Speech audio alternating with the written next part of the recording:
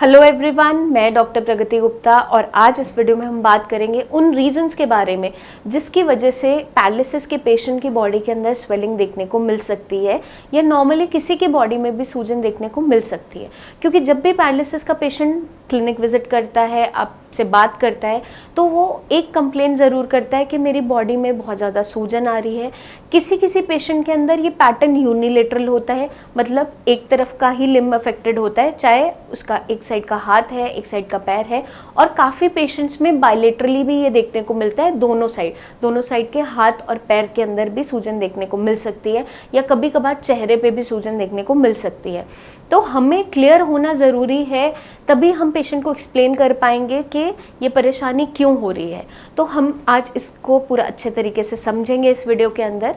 अगर पेशेंट के unilateral pattern of swelling है, मतलब उसके एक साइड, आप मान लीजिए मेरे लेफ्ट हैंड साइड पैरालिसिस है, तो मेरे लेफ्ट हाथ और लेफ्ट पैर पे ही अगर सूजन आ रही है, उसके पीछे कई सारे रीजंस हो सकते हैं। कभी कभार क्या होता है, पेशेंट क्योंकि अब पैरालिसिस का पेशेंट है, ज़्यादा मोबिलिटी नहीं होती है, मूवमेंट नहीं होती है, हाथ पैर लटका हुआ ही रहता है, तो जो साइड अफेक्टेड है उसमें सूजन बढ़ती चली जाती है। और साथ के साथ क्या देखने को मिलता है, कभी कभार पेशेंट बहुत तेज़ी से अगर मालिश करवाता है या कोई ना कोई उसने ऐसा प्रोडक्ट यूज़ किया है अपनी स्किन पे, और कुछ लोगों की स्किन ऑलरेडी बहुत सेंसिटिव होती है, तो अगर हम कोई ऐसा लिनेमेंट या कोई ऑयल ऐसा इस्तेमाल करते हैं जो हमारी स्किन को अच्छे से सूट नहीं कर रहा है, एलर्जिक रिएक्शन कभी कभार कॉज कर रहा होता है, तो पैटर्न क्या देखने को मिलता है, पेशेंट ने,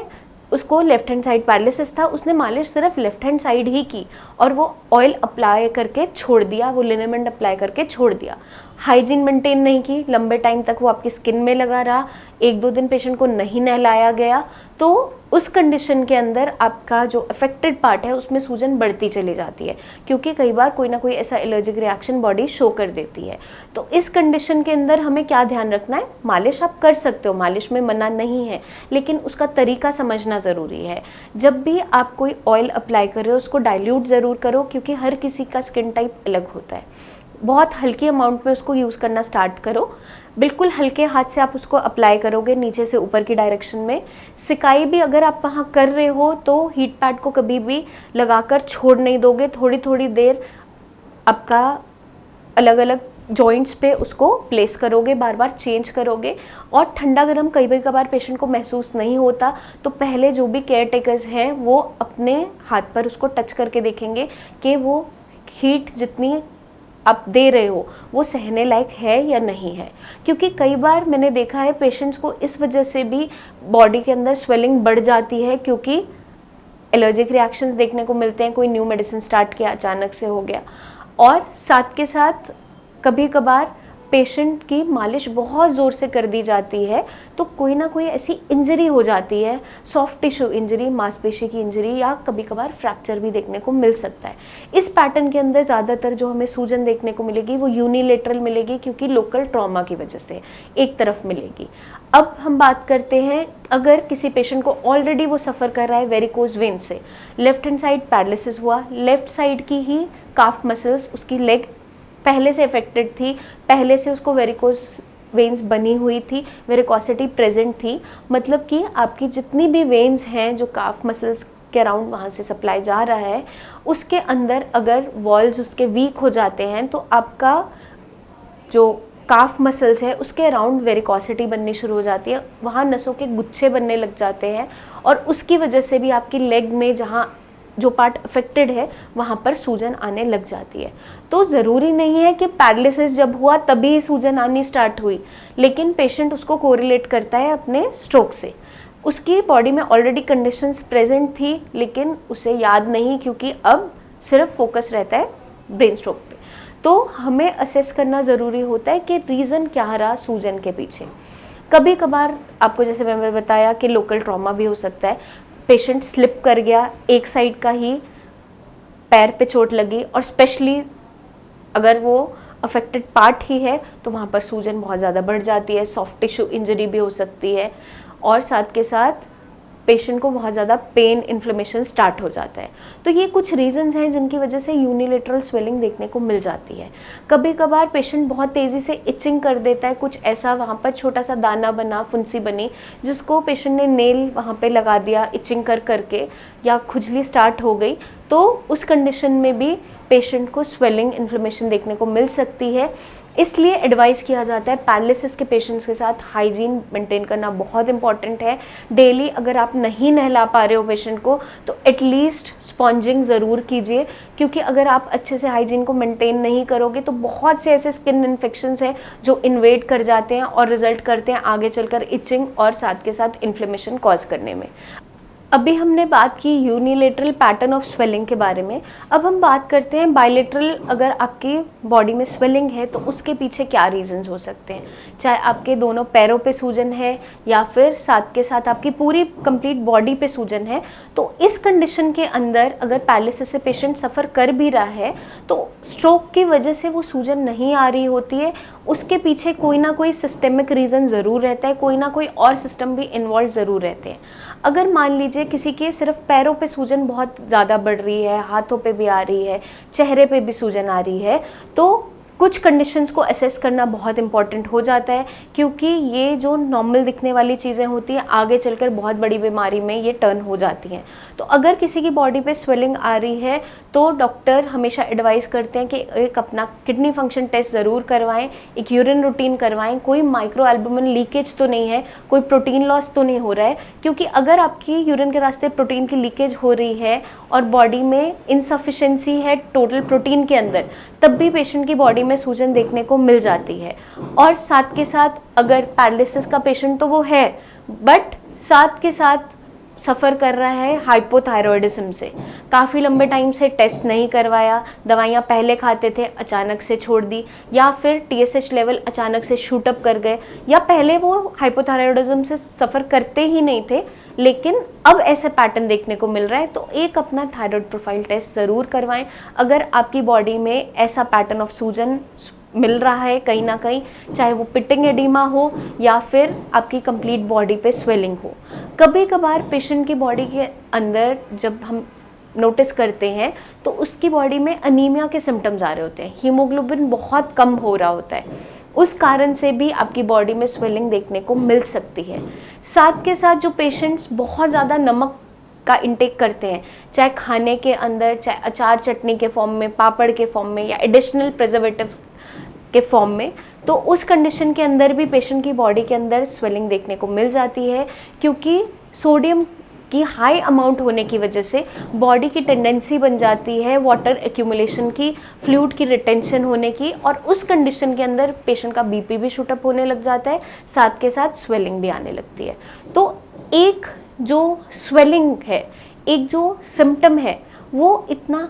कॉमन दिखने वाला सिम्टम है, पेशेंट कभी कभार हल्के में ले जाता है, लेकिन आज मैंने आपको समझा दिया कि अगर यूनिलेटरल पैटर्न है, एक तरफ सूजन है, तो उसके पीछे क्या कारण हो सकते हैं। उसके पीछे मोस्टली लोकल रीज़न इन्वॉल्व होते हैं। जिस एरिया की स्वेलिंग है उस एरिया में कुछ ना कुछ ऐसी इंजरी है, या उस एरिया में कुछ ना कुछ ऐसी डिफॉर्मिटी आ रही है जिसकी वजह से सूजन आ रही है। लेकिन अगर आपकी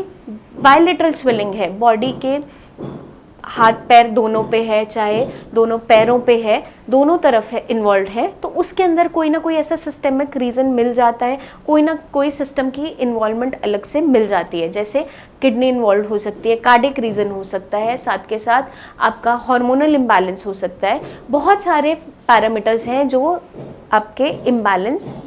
मिल सकते हैं, जिसकी वजह से आपकी बॉडी में स्वेलिंग जनरेट होती है। तो हमेशा स्वेलिंग का पैटर्न समझना ज़रूरी है। ज़रूरी नहीं है कि आप अगर पैरालिसिस के पेशेंट हो तो ही आपको स्वेलिंग आ रही है, साथ के साथ कोई और बीमारी भी पीछे जुड़ी हुई मिल सकती है। जो पेशेंट्स ओवरवेट होते हैं, जिनका वज़न बहुत ज़्यादा है, अब उन पेशेंट्स के अंदर भी बायलेटरल फीट के अंदर स्वेलिंग देखने को मिल जाती है, क्योंकि सारा वज़न उनके पैरों के ऊपर बेयर करना जब स्टार्ट करते हैं वो, और ओवरवेट हो जाते हैं, वज़न बढ़ता ही चला जाता है, तो सबसे पहले जो सबसे ज़्यादा वेट आपकी बॉडी का संभालते हैं वो आपके दोनों पैर ही हैं। उनके अंदर स्वेलिंग आनी स्टार्ट हो जाती है। उस कंडीशन में भी स्वेलिंग देखने को मिल सकती है, बट बायलेटरल मिलेगी। तो पैरालिसिस के जो पेशेंट्स ओवरवेट होते हैं उनमें ज़्यादातर मैंने पैटर्न देखा है कि दोनों पैरों में बहुत ज़्यादा सूजन देखने को मिल जाती है। तो हमें समझना ये ज़रूरी है कि किस वजह से सूजन आ रही है, उस रीज़न को फाइंड आउट करना ज़रूरी है और उस पर काम करना ज़रूरी है, तभी आपको सिम्टम्स में रिलीफ मिल पाता है। कभी कभार पेशेंट गर्म पानी में पैर डाल के बैठ जाता है, सिकाई कर रहा है, लेकिन वहाँ पे इन्वॉल्वमेंट है उसके सिस्टम की, लोकली तो वो उसको आराम दे रहा है, सूजन कुछ टाइम उतरती है लेकिन दोबारा आ जाती है। आपका लिवर भी इन्वॉल्व हो सकता है इस कंडीशन के अंदर। तो आपके ब्लड टेस्ट टाइमली आपको करवाने ज़रूरी है। अगर आपको कोई भी ऐसी परेशानी हो रही है तो नियर बाय डॉक्टर से जाकर मिलें, उनसे क्लियर करें कि रीज़न क्या रहा सूजन के पीछे, क्योंकि इसको हल्के में आपने आगे चल कर नहीं लेना है, क्योंकि बहुत सी बीमारियां ऐसी एक सिंगल सिम्टम से जुड़ी हुई मिल सकती हैं। तो हमें अपनी बॉडी का खास ध्यान रखना है। और कभी कभार पेशेंट की कंप्लीट बॉडी के अंदर सूजन इसलिए भी देखने को मिल जाती है कि खाने पीने में पेशेंट माल नरिशमेंट की तरफ जा रहा होता है, पेशेंट बेड रिडन रहा, प्रोटीन ढंग से नहीं खा रहा, खाना खा ही नहीं रहा है, भूख लग भी रही होती है, तो इस डर के मारे कि वॉशरूम में चल फिर कर नहीं जा पाऊँगा, बेड में मुझे किसी को करवाना पड़ेगा, बहुत से पेशेंट डर के मारे खाना खाना छोड़ देते हैं। बहुत पेशेंट्स की हिस्ट्री लिए ये भी एक रीज़न मिला है साथ में। और जब बॉडी माल नरिशमेंट की तरफ जा रही होती है, बॉडी में से मसल मास लॉस होने लगता है, मांसपेशियाँ सूखने लगती हैं, बॉडी के अंदर प्रोटीन की कमी होने लगती है। तो जब भी बॉडी के अंदर प्रोटीन की कमी होना स्टार्ट होती है, धीरे धीरे जब आपकी बॉडी में एल्बुमिन जो प्रोटीन है वो कम होने लगेगा, टोटल प्रोटीन कम होने लगेगा, तो पेशेंट की बॉडी में सबसे पहला सिम्टम जो देखने को मिलता है वो होता है फ्लूइड रिटेंशन का। पेशेंट की बॉडी में पानी भरना स्टार्ट हो जाता है और पेशेंट की बॉडी में सूजन आनी शुरू हो जाती है। तो जितने भी पैरालिसिस के पेशेंट्स हैं उनसे मेरी एक ही रिक्वेस्ट है कि अपना खास ध्यान रखें, अपने डाइट का ध्यान रखिए। एकदम से ना तो प्रोटीन छोड़ना है आपने, क्योंकि जैसे जैसे मौसम बदलता है कभी कभार पेशेंट को भूख लगनी कम हो जाती है या भूख अच्छे से लगती ही नहीं है। तो उस कंडीशन में आप लाइट प्रोटीन अपना हल्की दालें हैं, दूध है, मशरूम है, सोयाबीन थोड़ा थोड़ा लेते रहिए। जो पेशेंट्स नॉन वेजिटेरियन हैं, अगर एग, फिश, चिकन खाते थे लेकिन अब डाइजेशन अच्छा नहीं रहता, खाते कभी कभार लूज मोशन हो रही होती है, तो आप लाइट प्रोटीन पे रहिए, दालें अपने खाने में ऐड ऑन करते रहिए, डेली थोड़ी थोड़ी क्वांटिटी लेते रहिए, ताकि आपकी बॉडी में डेफिशिएंसी क्रिएट ना हो। क्योंकि कई सारी डेफिशिएंसीज की वजह से भी आपकी बॉडी में स्वेलिंग देखने को मिलती है, जिसमें से विटामिन डी डेफिशिएंसी भी एक ऐसी डेफिशिएंसी है जो कॉमनली आजकल हर किसी में देखने को मिल जाती है। और पैरालिसिस के पेशेंट में जब एकदम से इमोबिलाइजेशन की तरफ वो चला जाता है, चल फिर नहीं रहा होता है, तो अचानक से ये कंडीशन और ज़्यादा एग्रेवेट हो जाती है। हमें क्या ध्यान रखना होता है, अपने खाने से, अपनी डाइट से विटामिन्स को भरपूर अपनी बॉडी में रखना होता है, तभी आपकी बॉडी अच्छे से रिकवर कर पाती है। क्योंकि जब भी किसी को पैरालिसिस होता है वो कम्प्लीटली दूसरे जनों पे डिपेंडेंट हो जाता है, चलने फिरने के लिए, उठने बैठने के लिए, छोटे छोटे कामों के लिए। उस कंडीशन में अगर बॉडी में एनर्जी पूरी है तभी वो अपनी विल पावर को स्ट्रॉन्ग रखते हुए उठना बैठना एक्टिविटी करना स्टार्ट करता है। क्योंकि पेशेंट की बॉडी में अगर स्ट्रेंथ ही नहीं है, मसल्स में पेन हो रहा है, बॉडी में सूजन आ रही है, इतना ज़्यादा डिस्कम्फर्ट बना हुआ है, तो पेशेंट एफर्ट लगाना ही छोड़ देता है और हमेशा उसी कंडीशन में रह जाता है। तो आप सभी से मेरी एक रिक्वेस्ट है, अपनी रिकवरी को स्पीड अप करने के लिए, अपनी रिकवरी को जल्दी से जल्दी लाने के लिए और इंडिपेंडेंट होने के लिए अपनी तरफ से एफर्ट लगाना बहुत इंपॉर्टेंट है, जिसमें आपको अपनी रेगुलर डाइट में बहुत अच्छे से ध्यान रखना है कि विटामिन्स पूरे हों, B12 है, चाहे विटामिन डी है, प्रोटीन का इंटेक है, वो अच्छे से करना है। साथ के साथ एक्सरसाइज, जो एक्टिव एक्सरसाइजेज है जो आप खुद से कर सकते हो, चाहे किसी का सपोर्ट लेके इनिशियली करो, बट करनी ज़रूर है। और जो भी आप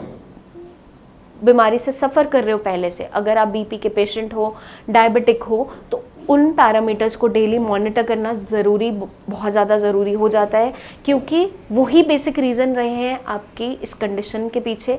आप दोबारा अगर इंडिपेंडेंट हो भी जाते हो दोबारा से चांसेस होते हैं स्ट्रोक होने के, एक बार अगर किसी को स्ट्रोक हो जाता है। अगर हम चीज़ों का ध्यान नहीं रखते हैं, अगर हम उस रीज़न पे वर्क नहीं करते हैं जिसकी वजह से हमें स्ट्रोक हुआ है, तो हमने अपना खास ध्यान रखना है, गाइडलाइंस को अच्छे से फॉलो करना है। आई होप ये वीडियो आपको मदद करेगी बहुत सी चीज़ों को अच्छे से क्लियर करने में, अच्छे से जानने में। फिर भी आपके माइंड में कोई भी डाउट्स रह जाते हैं तो बेझिझक आप नीचे दिए हुए नंबर्स पर हमें व्हाट्सएप भी कर सकते हैं, आप कॉल करके हमारे टीम ऑफ डॉक्टर से बात भी कर सकते हैं, या अपॉइंटमेंट लेकर आप क्लिनिक विजिट भी कर सकते हैं। जो पेशेंट्स दूर रहते हैं, नहीं विजिट कर पा रहे हैं, चलने फिरने की कंडीशन में नहीं भी है, उनको भी निराश होने की ज़रूरत नहीं है। आप नीचे दिए हुए नंबर्स पर अपनी प्रेजेंट कंडीशन की वीडियो भेजें, हम आपकी पूरी से पूरी मदद करेंगे जो हमारे एंड पे पॉसिबल होगी,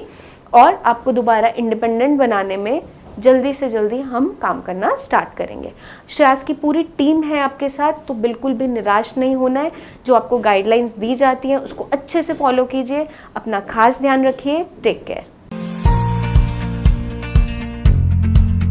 आप चाहें तो दिए गए व्हाट्सएप नंबर पर अपनी रिपोर्ट शेयर कर सकते हैं और पा सकते हैं फ्री कंसल्टेशन सीधे हमारे एक्सपर्ट से।